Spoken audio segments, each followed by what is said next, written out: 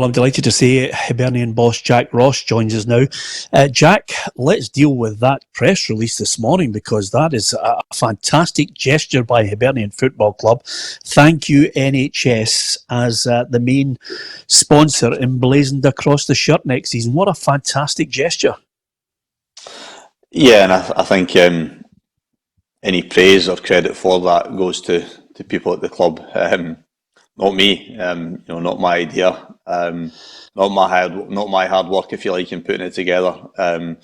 People obviously involved in that aspect of the club, and then those that run the club, from Ron and Leanne down, that have come up with the idea and then been able to get the backing from the NHS and most particularly around the Lothian area. So yeah, I think it's a terrific initiative from the club. Not only, I think, the very obvious and immediate sign, which is given that obvious thanks to what people are doing at the moment, but I think the longer term benefit, if you like, what's planned over the next 12 months in terms of the monies that the club aims to raise during that period, with assistance and hopefully myself and the players when that time comes as well. Yeah, that first home game should be special, because everybody gets a chance to raise money, and a thank you to the NHS Day at Easter Road.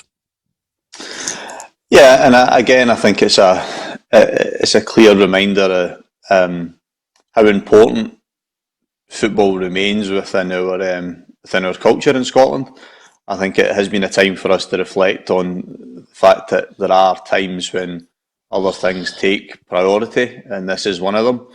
But equally, when all's well and good, I think it is that reminder of the positivity that football can generate, and equally the place that, or the stand that it has within not just the country, but within cities and local communities, that it's able to give a platform, if you like. We're fortunate that we have that high profile platform that allows us to express that gratitude, and then, as you said, hopefully when the time is right for those people that deserve that praise to come along to the match as well.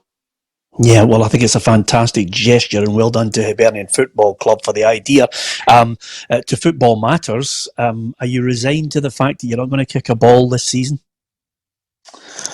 I think that I've probably got beyond the point of thinking about it too much. I think I'd be the same as most people involved in the game. That things have progressed pretty dramatically, if you like, in terms of the wider society, and when we've begun to understand the severity of the pandemic and the impact it has on our daily lives. And I probably accepted parking that a little while ago now. I must admit, as much as I'm a football manager, I'm a husband, I'm a father, I'm a son, and those aspects of our kind of daily life are the ones that I'd most look forward to getting back to, where I can go and see my kids going back to school and enjoying their after school activities and being with friends, and see my parents and my in-laws, and all these things that I haven't been able to do recently that I would love to get back to doing. And then beyond that, I think just getting back to work. I miss working. I miss being involved in the industry that I've been involved in a long time. And so I think that, I've probably made peace with whatever happens. I'll be grateful for, if it's a sign that we're moving back to a degree of normality.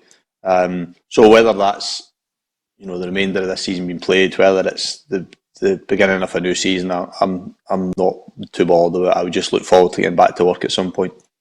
Yeah, I know Leanne's been heavily involved with lots of people in Scottish football, trying to work out the best way forwards. I mean, I spoke to David Gray, your captain, and he said, he loves the Edinburgh derbies. I personally love them.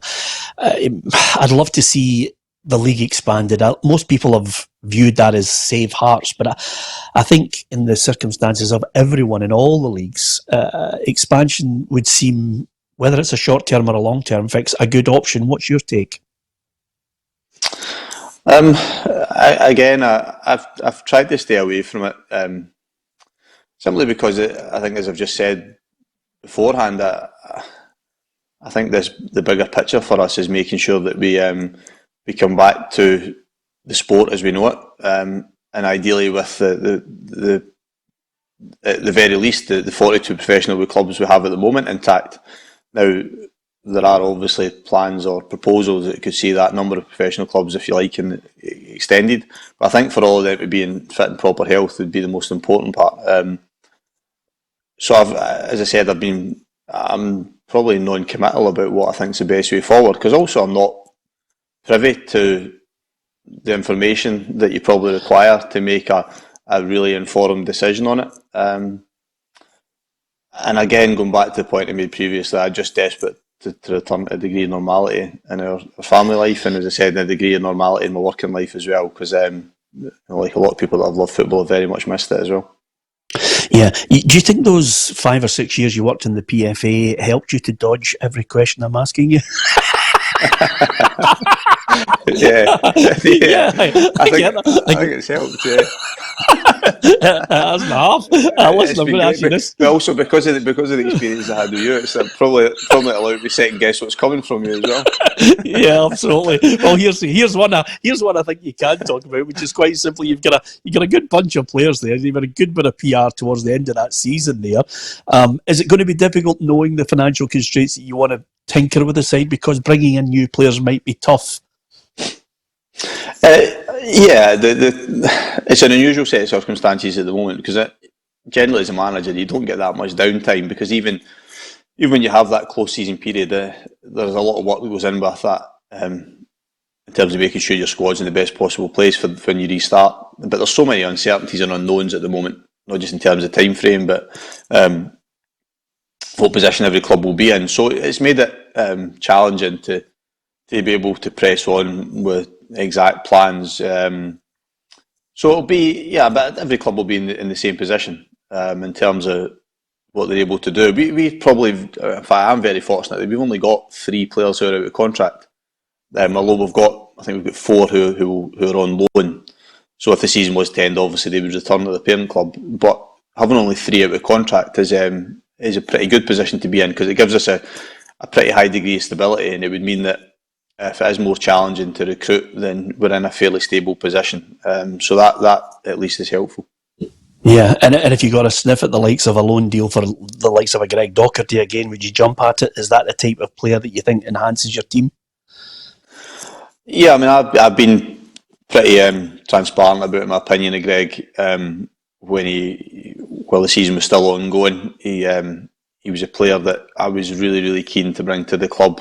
Throughout the January window, the opportunity to bring him only came up very late, and in an unusual way, if you like, because of the circumstances. Obviously, Flo Canberry going to Rangers on loan and us having Greg, but we got there eventually with it, and he hasn't disappointed me in any way. He's I don't think he's exceeded what I expected. He's done what I expected. I knew he was a very good player, and he's had a massive impact to us on the pitch. And in terms of what we're trying to do moving forward about creating a certain type of team and a certain squad, he ticks every box in that respect. His age, his profile, what he brings to the group. So I would love to have him at the club permanently, but he's a Rangers player. I'm respectful of that. It currently still remains on loan with us. Obviously, if the season was to end, that would change again. But for me, he's a player that I would always want to have within my squad. If we have a way of being able to do that beyond the season, when and if it does end, then we'll try and do that. Yeah, I think Hibs fans would be excited by that. Will Canberry come back if the loan and the season ends? I think that's a conversation that's still ongoing as well, and I think it goes back to that uncertainty over the season still not being called, if you like. So for the moment, we have to continue that the season is ongoing, and so the situation doesn't change in the respect that Flo remains on loan with Rangers. If and when the situation changes, then we'll take care of that when it comes. But at the moment, the situation has been as it was. It's pretty straightforward that Flo's on loan at Rangers, Greg's on loan with us, and until the season finishes, whether that's by decision or by on the pitch, then that will remain the case. Just one final point, which I think is the great response from the Hibs fans. I've got a lot of Hibby mates from my time staying in Edinburgh. They are, stumping up any spare cash they've got. They're buying season tickets, which is remarkable. It has been, Peter. It's I think it's a reflection of the size of the club. but two, that incredible commitment that supporters show by doing that, and their love for the club is huge. I've said it in previous jobs, and it's the same with the Hibs. I'm fortunate just to be a custodian, if you like, in terms of the role I'm in. It's my job to try and make the team as good as it can be and reward those people for the commitment, because they've shown that long before I was at the club, and they will do long after I leave the club as well. But to commit to purchasing a season ticket in such large numbers, when I keep mentioning the word uncertainty, that remains is astonishing. And it's up to us, obviously, then when we do return to playing on the pitch, to reward them for that loyalty and support. Yeah, and just to finally sign off, Ian Blackford, the SNP MP, got caught with a Hibs 3, Rangers 2 poster behind him when he was doing the questions in Westminster yesterday. It's great to see that you've taken down your Rocky 3 and Top Gun posters in the back so you don't get caught out. Yeah, I made sure I had a clean background, Pierre. I don't suppose if we opened this up to viewers, they would guess what's behind your backdrop that you've covered up now. It's a Jack Ross signed top. Calm yourself. So. Brilliant. Listen, Jack, I hope we get back playing football, and I wish you every success for the season ahead. Thanks for joining us. Cheers, Peter. Take care. Hi, I'm Alan Rough. Follow PLZ for all your digital football news. Brought to you by Scotland's top football team.